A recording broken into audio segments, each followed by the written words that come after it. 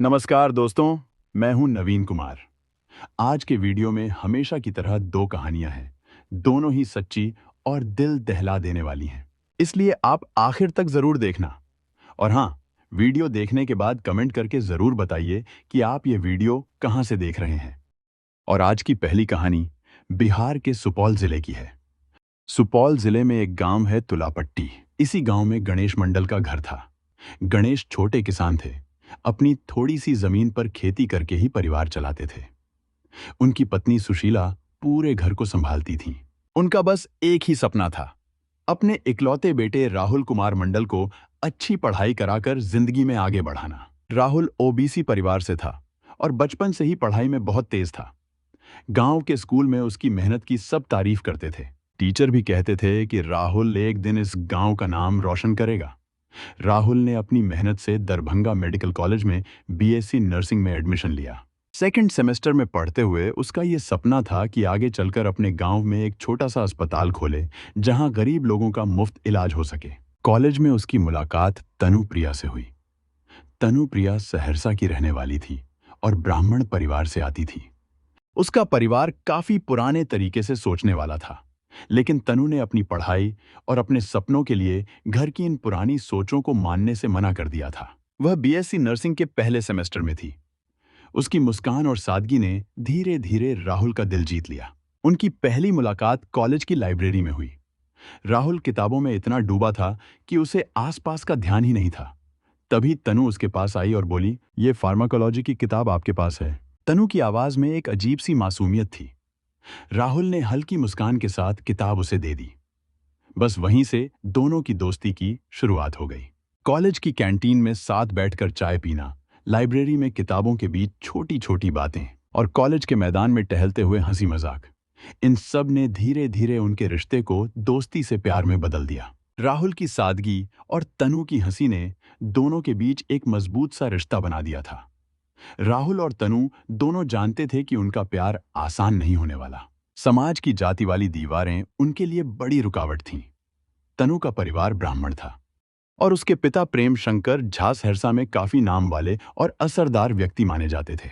उनकी नजर में बेटी की शादी अपनी जाति के ही किसी अच्छे और सम्मानित परिवार में करना ही सही माना जाता था। दूसरी तरफ राहुल का परिवार साधारण था और पिछड़ी जाति से आता था। तनु ने आखिर एक दिन हिम्मत करके अपने घर वालों को राहुल के बारे में बताया। उसने उन्हें समझाने की कोशिश की कि राहुल मेहनती है, अच्छा इंसान है और दोनों एक दूसरे को पसंद करते हैं। लेकिन उसके परिवार ने यह बात सुनते ही तुरंत मना कर दिया। उन्हें लगा कि तनु ऐसा करके घर की बदनामी कर देगी। उसकी माँ ने भी उसे समझाया कि परिवार की बातें पहले आती हैं और उसे इस रिश्ते के बारे में फिर से सोचना चाहिए। तनु के भाई अवनीश वत्स और उसकी बहन प्रीति कुमारी ने भी उसका साथ नहीं दिया। फिर भी तनु अपने फैसले पर डटी रही और राहुल को छोड़ने के बारे में उसने कभी नहीं सोचा। उधर राहुल ने भी अपने घर वालों को सारी बात बता दी। उसके पिता गणेश मंडल ने बेटे की खुशी देखकर उसका साथ दिया।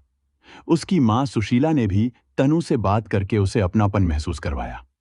इन सब के बाद राहुल और तनु ने चुपचाप कोर्ट मैरिज करने का फैसला कर लिया। 5 जुलाई 2025 को दरभंगा के एक मंदिर में राहुल और तनुप्रिया ने शादी कर ली और बाद में कोर्ट में भी अपनी शादी रजिस्टर कराई। शादी के बाद दोनों कॉलेज के हॉस्टल में ही रहने लगे। राहुल ने तनु को वादा किया था कि वह उसे जल्द ही अपने गांव तुलापट्टी लेकर जाएगा। इधर तनु के घर वालों तक जब यह बात पहुंची कि उसने राहुल से शादी कर ली है, तो यह खबर पूरे परिवार में बहुत तेजी से फैल गई और सभी घबरा गए। तनु और राहुल की शादी का पता चलते ही प्रेम शंकर झा को लगा कि उनकी इज्जत पर चोट लगी है। इस बात से वह इतने नाराज हुए कि उन्होंने अपने बेटे अवनीश, पत्नी गुंजन, बेटी प्रीति और अपनी मां अरुण देवी के साथ मिलकर राहुल को हटाने की योजना बनानी शुरू कर दी। इसके बाद तनु को कई बार डराने धमकाने वाले फोन आने लगे। उसे महसूस होने लगा कि उसका परिवार कुछ गलत करने की सोच रहा है। डर के कारण उसने यह बात राहुल को भी बता दी।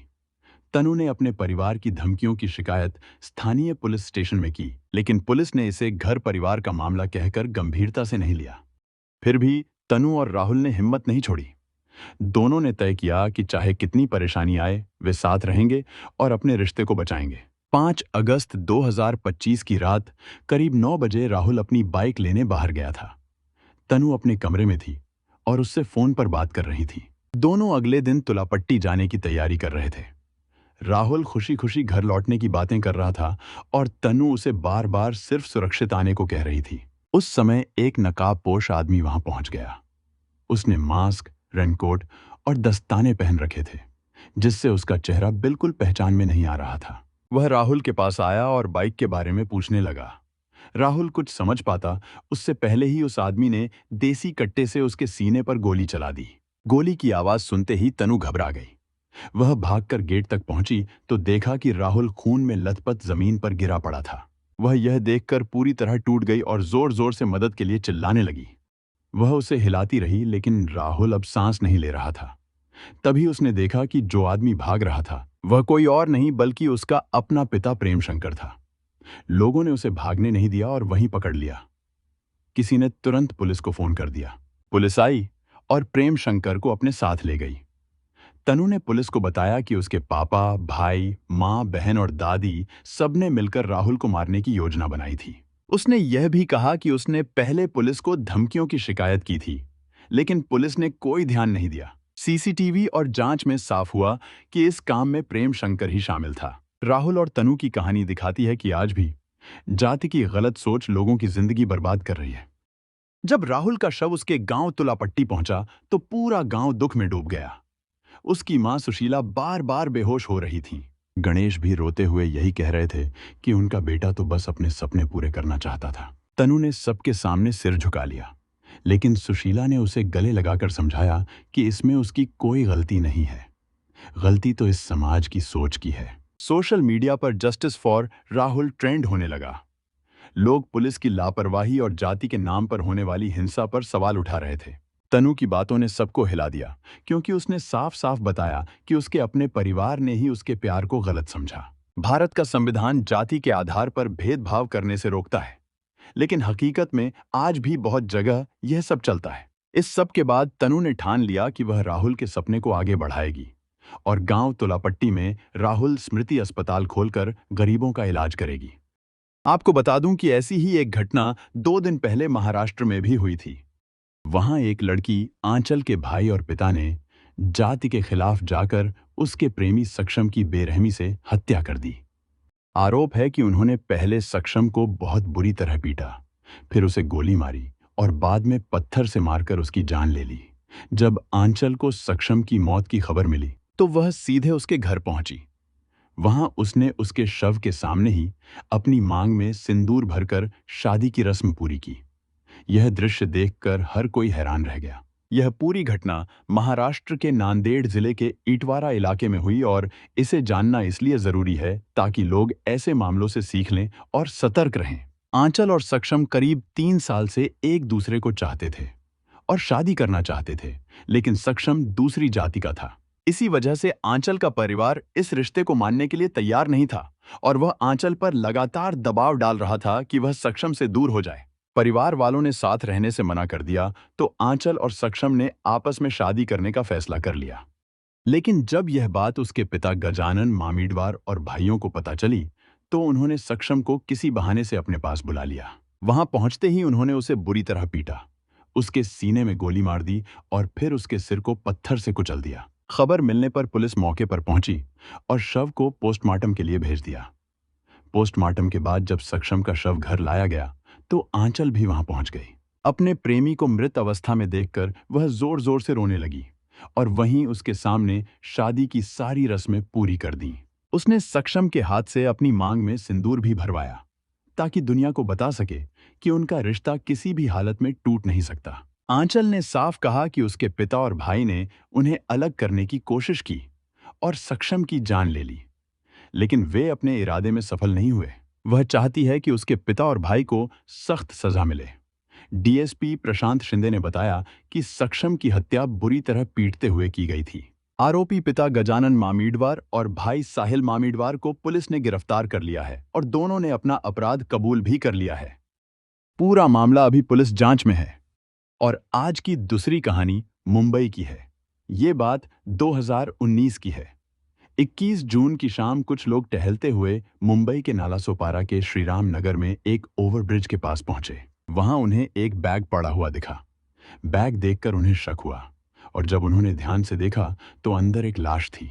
उन्होंने तुरंत पुलिस को खबर दे दी। मुंबई पुलिस ने वायरलेस सेट से टुलिंज पुलिस स्टेशन को जानकारी भेजी। थोड़ी ही देर में पुलिस की टीम मौके पर पहुंच गई। वहां उन्हें नायलॉन के बैग में एक युवक की लाश मिली। उसके सिर और चेहरे पर गहरी चोटों के निशान थे। पूरा शरीर खून से भरा हुआ था और हालत इतनी खराब थी कि चेहरे से पहचानना भी मुश्किल हो रहा था। पुलिस के पास लाश पहचानने का कोई सुराग नहीं था। सिर्फ वही कपड़े थे जो उस युवक ने पहन रखे थे। इसलिए पुलिस ने उसकी शर्ट को ध्यान से जांचा। तभी उन्हें कुछ अजीब लगा। शर्ट के 4 बटन बाकी बटनों से अलग थे और उन 4 बटनों में से एक थोड़ा टूटा हुआ भी था। यही बात पुलिस के लिए एक छोटा सा सुराग बन सकती थी। असल में ये बटन शर्ट के बाकी बटनों से अलग दिख रहे थे। उनका रंग ज्यादा चमकदार था और डिजाइन भी अलग था। ऐसा लग रहा था कि इन्हें खास वजह से अलग लगवाया गया था। पुलिस ने शर्ट के कॉलर पर टेलर का नाम देखा। कॉलर पर लिखा था SV मेंस वेयर, मुंबई 6। इससे पुलिस को एक बड़ा सुराग मिल गया। जो शर्ट सिलती थी यह दुकान कमाठीपुरा में मिली।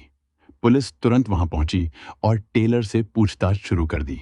पुलिस ने टेलर को शर्ट और बटनों के बारे में बताया, साथ में मृतक की फोटो भी दिखाई। टेलर ने उसे तुरंत पहचान लिया। उसने बताया कि ऐसी डिजाइनर बटन वाली शर्ट उसने कृष्णा के लिए सिलवाई थी।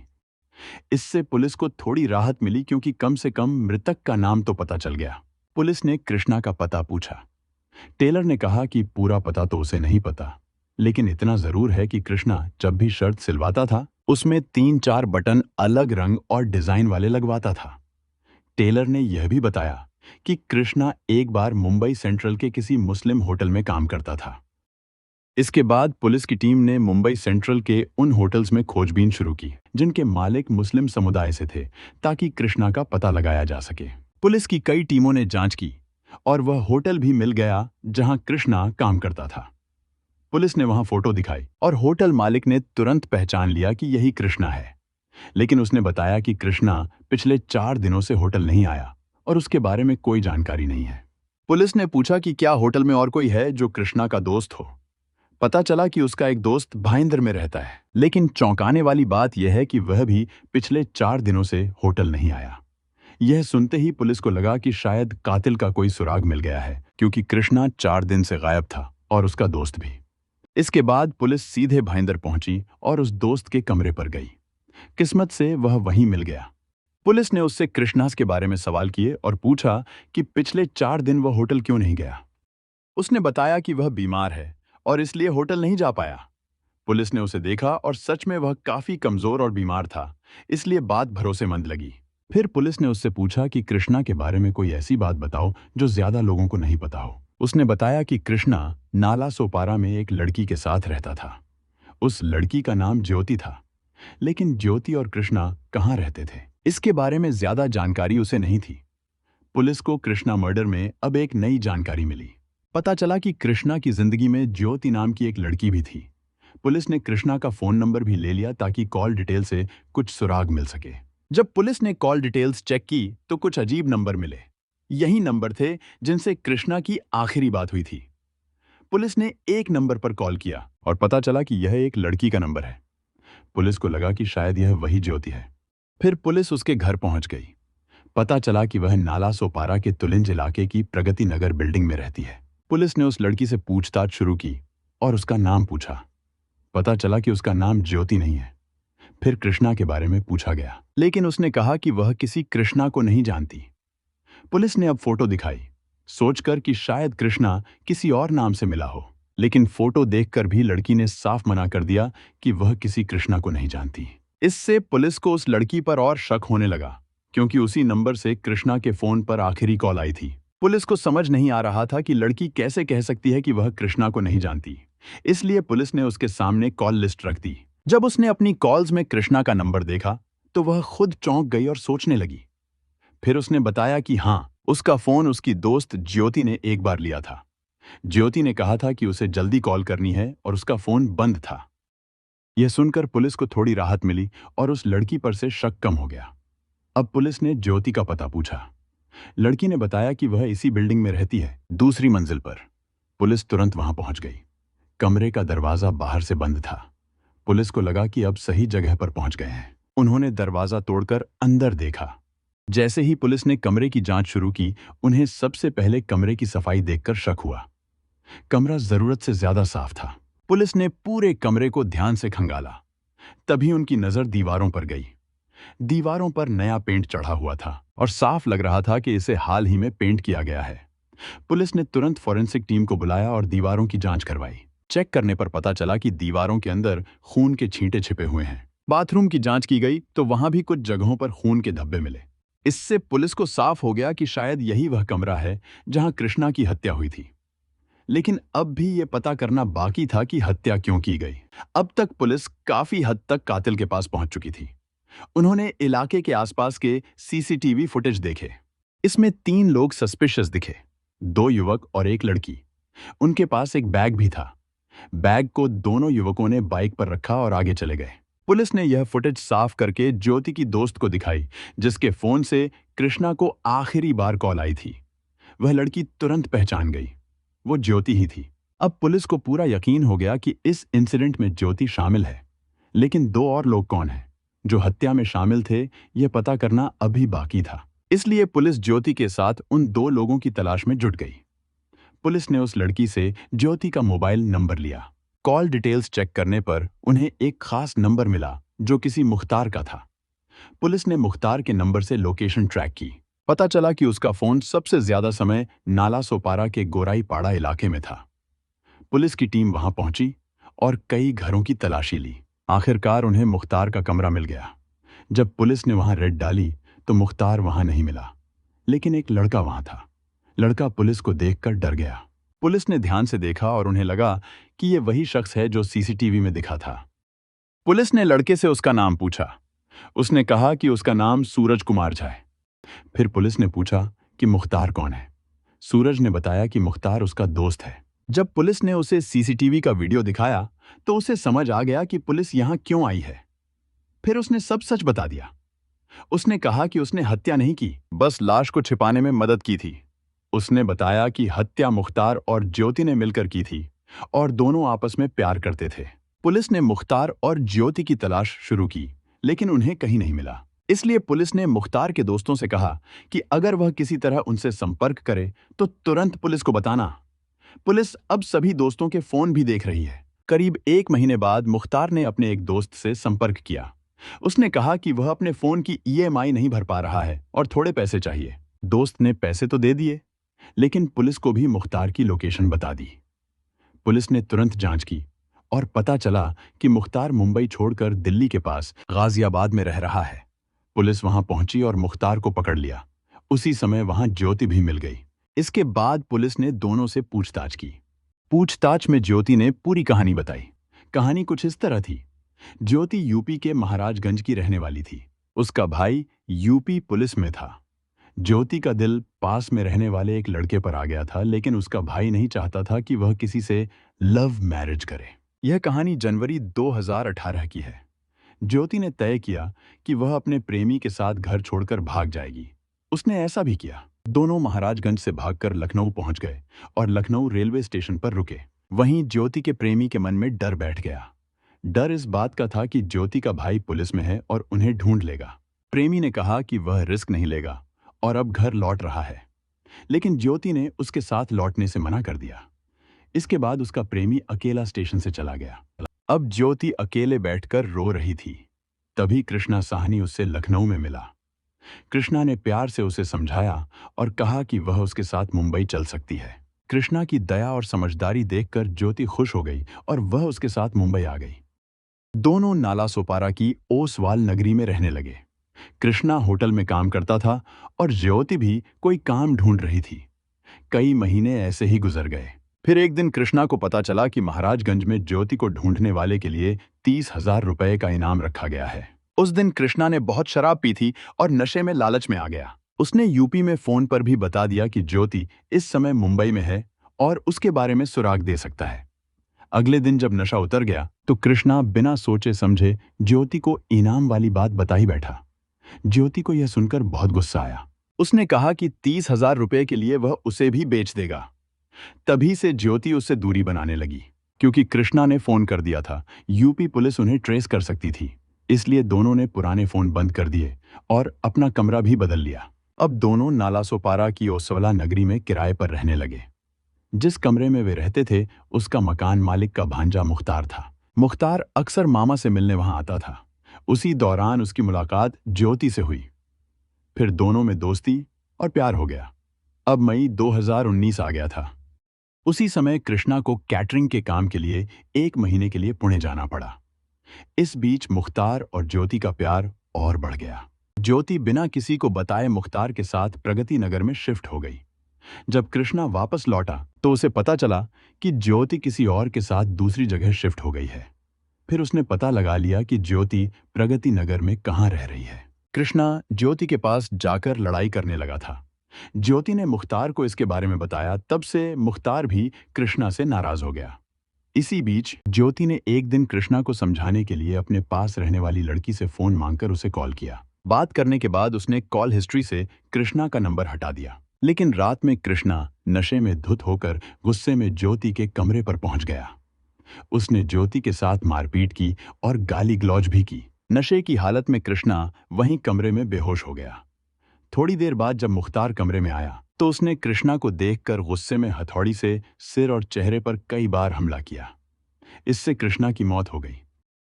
इसके बाद मुख्तार ने अपने दोस्त सूरज कुमार झा को बुलाया। आधी रात के बाद तीनों मिलकर कृष्णा की लाश को बैग में डालकर कहीं फेंक दिया। आखिरकार पुलिस ने तीनों को पकड़ ही लिया। इस तरह पुलिस ने सबसे पहले उस शर्ट के 4 डिजाइनर बटन से लाश की पहचान की और 1.5 महीने की जांच के बाद कातिलों तक पहुंच गई। प्यार में ईमानदारी और भरोसा सबसे जरूरी है। झूठ या लालच बड़ी मुसीबत ला सकते हैं।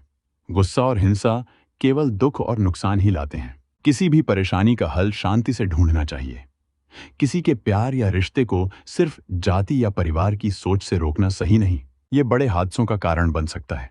हमारा उद्देश्य यह है कि लोग इन घटनाओं से सीखें और गलत रास्तों पर चलने से बचें। यह कहानी एक अहम चेतावनी है जो हमें बताती है कि जीवन में सही फैसले लेना कितना जरूरी है। हमें मिलकर एक बेहतर समाज बनाने की कोशिश करनी चाहिए जहां प्यार और ईमानदारी की अहमियत हो। ऐसी सच्ची घटनाओं और उनसे मिले संदेशों के साथ मैं फिर लौट कर आऊंगा। तब तक के लिए सुरक्षित रहें, सतर्क रहें और याद रखें कि हर कदम सोच समझकर उठाएं।